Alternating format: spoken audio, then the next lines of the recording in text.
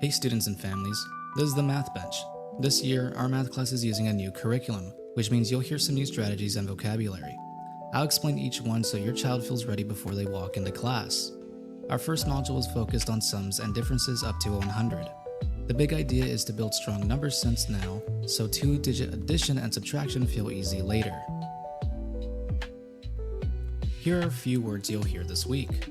Partners to 10. These are two numbers that make up 10. Say 10 counting. This is where you say the tens and the ones, like 6 tens, 4 for the number 64. And 10 plus facts, which are simple facts like 10 plus 3. You'll also see familiar tools like a 10 frame card, 5 group cards, number bonds, 100 bead Rec and Rec, place value cards, and personal whiteboards. These will hopefully help students see math structure and be able to talk about it clearly.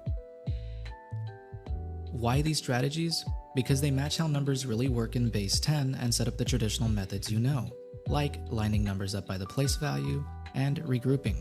Making a 10 or taking from 10 builds the foundation for place value understanding and the standard algorithms later on. On Wednesday, we warm up old skills at a brisk, fun pace. The focus is making 10.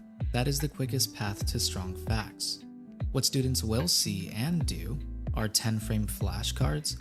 Essentially, I flash a card for 2 to 3 seconds, students say how many more it takes to make 10, and we say an addition and a related subtraction sentence. The next one is happy counting, the say 10 way, on a Rec and Rec. This matches base 10 structure and actually helps avoid mix-ups like 14 versus 40. Sprint, added tens and some ones to bring back automaticity with 10 plus n facts for making 10. Target practice within 10, partners will roll a die and write the partner to 10 in the bullseye. Pairs to 10 with number bonds to cement their relationships and to see how they add and subtract together. Making 10 is the mental version of what we later call regrouping in vertical addition. For example, 9 plus 4, we can borrow 1 to make 10 plus 3 and get the answer 13.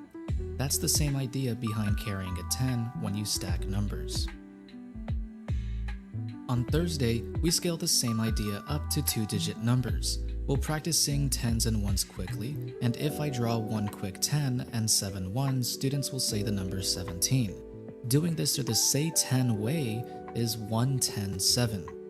Then we push that idea to make the next 10. For example, 57 needs 3 more to reach 60. These are the jumps that make larger addition and subtraction clear and efficient. You'll see the same tools again so it feels familiar, place value cards and the Rec and Rec while we count both the regular way and the say 10 way. We'll also do a sprint adding tens and ones, plus a bit more target practice for review. All of this is to build the confidence with clean decade numbers like 20, 30, 40, so the students can bridge them when they're solving. This is exactly what's happening when we set up stacked addition. Students learn to bridge a clean 10 or decade first, then continue, so a problem like 38 plus 7 can be thought of as 38 to 40 to 45, which later supports regrouping on paper. On Friday, we zoom in on a powerful pattern, adding and subtracting like units. That means ones with ones and tens with tens. If you know 3 plus 1 is 4, then you also know 13 plus 1 is 14, and 23 plus 1 is 24. The ones stayed the same and only the tens changed. Students will notice and use these patterns during related fact sprints and then apply them on their personal whiteboards during the concept development. If the say 10 way or some of these routines feel new, that's by design. They directly match how our number system works, and they make the usual pencil and paper methods easier and more accurate later. We'll keep the language friendly, the routines consistent, and we'll always connect new strategies to the methods you already recognize. This is the Math Bench. I hope you have an amazing week.